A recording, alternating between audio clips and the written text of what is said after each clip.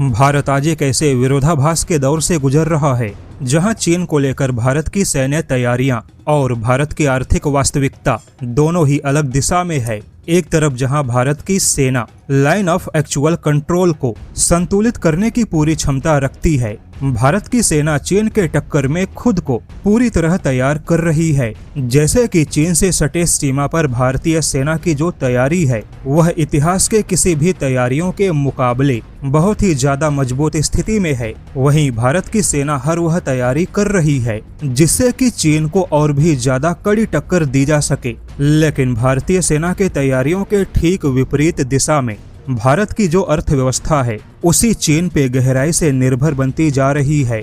और यह स्थिति केवल एक सामान्य व्यापार असंतुलन नहीं है बल्कि एक गहरा चाइना ट्रैप पैराडॉक्स है, जहां भारत की सेना तो चीन के खिलाफ तैयारियां कर रही है लेकिन वहीं भारत की अर्थव्यवस्था चीन पर बहुत ही ज्यादा निर्भर बनती जा रही है। और चीन को लेकर भारत के इसी विरोधाभास की कहानी चिंता का विषय बन गई। आपको जानकर आश्चर्य होगा, चीन को लेकर भारत की आर्थिक स्थिति बहुत ही ज्यादा हैरान करने वाली है, क्योंकि भारत का चीन के साथ जो व्यापार घाटा है वह पूरे 100 अरब डॉलर के आंकड़े को पार कर गया, जो यह दिखाता है कि भारत अपने इंडस्ट्री के लिए चीन के कच्चे माल और मशीनरी पर ज्यादा निर्भर बन गया। भारत के इलेक्ट्रॉनिक्स, फार्मा और सोलर जैसे सेक्टर की जो सप्लाई चेन है वह सीधे चीन से जुड़ी है, जबकि भारत का एक्सपोर्ट चीन में और भी ज्यादा सीमित हो गया। और ये वही बिंदु है जहां चाइना ट्रैप पैराडॉक्स सामने आता है,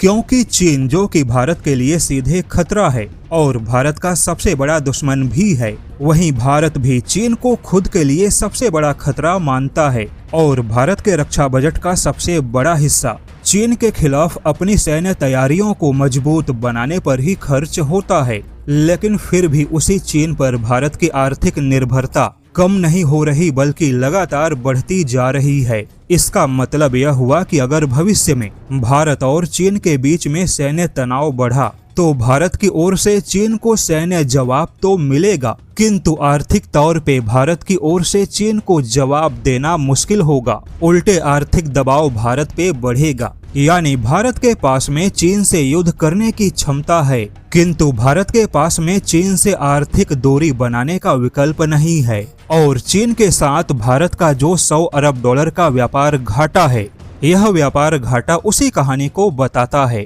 कि चीन को लेकर भारत के युद्ध की तैयारी और भारत की आर्थिक तैयारियां, इन दोनों में एक बहुत ही बड़ा विरोधाभास है। और यह सीधे भारत के लिए एक बड़ा जोखिम भी है, क्योंकि किसी भी संकट में चीन सप्लाई को रोक सकता है। चीन के साथ व्यापार घाटा बढ़ने से भारत की मुद्रा पर और भी ज्यादा दबाव बढ़ेगा। हालांकि यहाँ पर देखा जाए तो डिफेंस के क्षेत्र में भारत ने यह सुनिश्चित किया कि चीन के कलपुर्जों का इस्तेमाल ना हो।